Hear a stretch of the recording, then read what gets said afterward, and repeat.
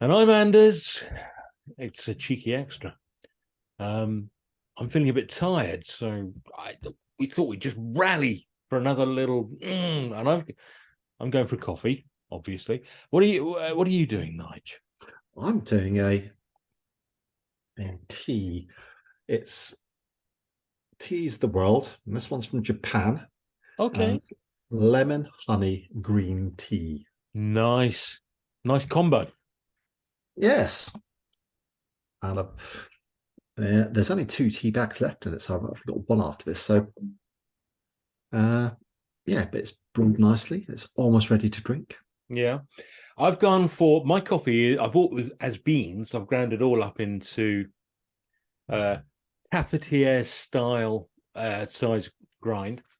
And it's a coffee from a roaster in Bournemouth called Bad Hand. And this is Shaka, which is quite a dark roast, strong coffee. I'll tell you what I've done to make it slightly interesting. Made in the Okay. cafetiere, half Yeah. filled the cup, whilst I've got another cafetiere. Yeah, I'm doing all right. With which, which I take it out. Basically, I just fill it half full of milk, stick it in the microwave, heat that milk up, bring it out, and then the plunger, you plunge up and down. I'm not going to do the action because it could, but basically, You get frothy milk. you get frothy milk, uh, Ah, and that's what I've got in here, and it smells lovely. not bad. Not bad. Oh, that's lovely. Oh, that's actually very lovely. Oh, see, I'm not a great fan of green tea. Aren't you?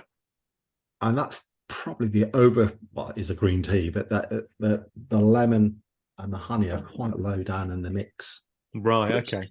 You'd want that more subtle, I think, if you're a green tea fan. I'm a huge fan of green tea, but I have Yeah, it. I shall savor this, and I'll see how it goes. But today is a very, very special cheeky extra. Cheeky extra, if you've never watched one before, we just have one extra, one cuppa for the road, if you like. Yeah. And we talk absolute rubbish about a piece of vinyl, an Yeah. album. We're Yeah. old fogies, and we've got old-fashioned records, Yep. uh, and we just reminisce about one of our old bits of vinyl. Actually, we've talked about new vinyl as well. We have actually Wet Leg and other bands such as. No, that was on a sister channel of ours. Now, talking about the sister channel, now our sister channel is Nigel and Anders Extraordinary Beer channel, where we talk about beer. We don't do many videos in that now because, well, cut a long story short, we were just drinking far too much. So, but that ticks along, and we've been doing the cheeky extra for almost 2 years on that channel. Yeah. And behind Anders for almost all the episodes Always behind me. was Aladdin Sane. no, that's not the album. That's It's not just the album. That's a piece of artwork. It's yeah, it's a piece of artwork. and for every episode of our T channel, that's been there in the background. Yeah. And we've never talked about it or discussed it. And So I think you've got a copy behind you too. yeah, this is the vinyl from my collection. Mm. Now you've only got it on CD, I think, haven't you? Yeah. Japanese import. Mm. Yeah. But I wasn't a huge David Bowie fan. I remember I worked in an office in the mid 80s, late 80s, and this woman next to me, she was basically selling all her husband's record collection. Yeah. They were still together. Okay, they had split up. Right. Okay. But he never listened to them. They were cluttering up the place, so he had agreed to get rid of them. And she said, and she brought in a stack of Bowie albums about that thick. Yeah. I said, "Do you want them?" I said, "You're all right then." She said, "5 for the lot." I said, "All right then." What a bargain. Yeah, and when you get a lot of records in one go like that, you don't tend to listen to them all. You don't know. And I'm afraid I've not really listened to this one that much. But this is everything as a record collector in the early days. Well, when you only could get vinyl, this ticked every single box. Yeah.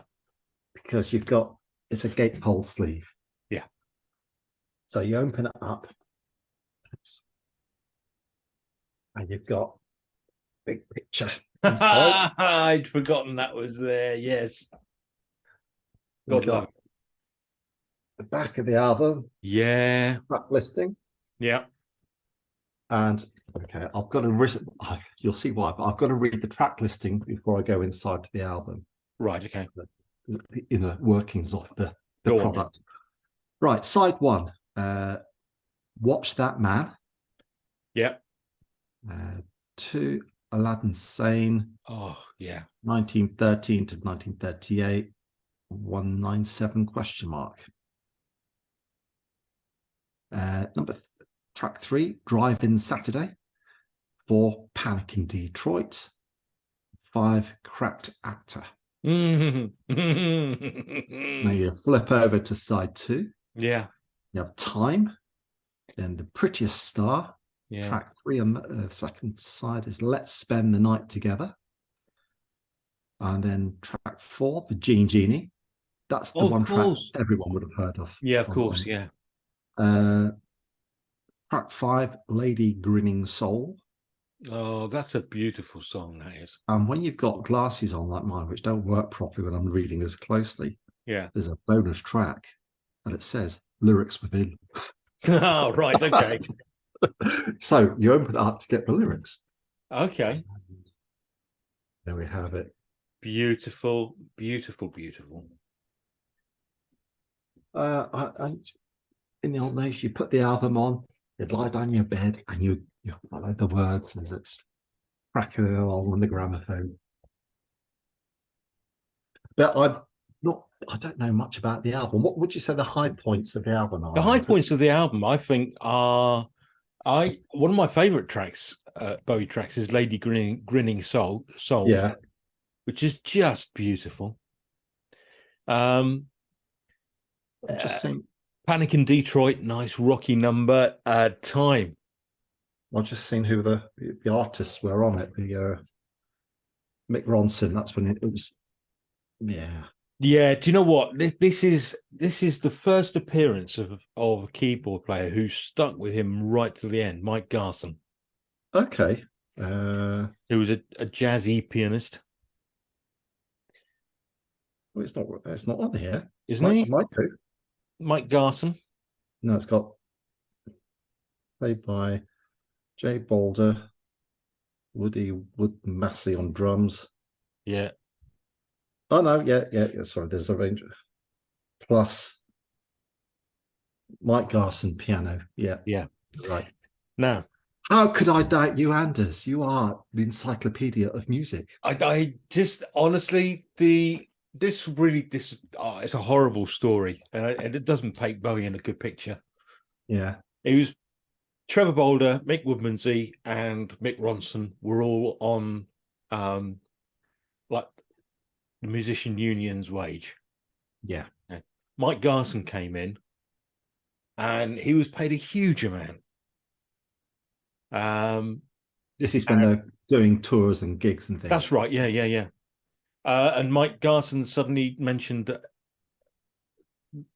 how much he was earning, and it floored the band really, because they weren't getting anywhere near as much as him. He was earning more than the rest of the band put together, wasn't he? Way more. Yeah. And Mick Ronson, who was far more than just a guitarist, he was an arranger, he was a producer for Bowie. I don't think Bowie would have been as big as he was without Mick Ronson. No, I don't think he would have been. I think he was really important, and the poor man died nearly in poverty. When you see some of the early performances of Bowie, and you got Mick Ronson there, Mick Ronson's almost the biggest star, I think. Do you know what I think? I think Mick Ronson might have been the inspiration. And next time you see Mick Ronson, have a think about this. Yeah. I think he might have been the inspiration for Nigel Tufnell. Oh, I'm going to have to watch some You're bits. going to have to watch it. You are. Yeah. No, Nigel Tufnell, if you don't know, Yeah.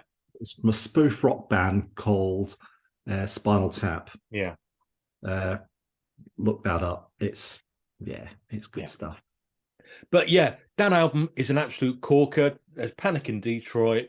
The one track that I really adore is Time. Yeah. She flexes like a horn, falls doing something to the floor. I love it. Love it. I love him. I love him, despite the fact that he was a bit of a bastard to musicians around him. Yeah. Anyway, quite a special cheeky extra for us today, then. I think so. Yeah. It's probably best to draw things to a close now, don't you think? Yeah. That's the one thing that we do when we're doing this on the T channel.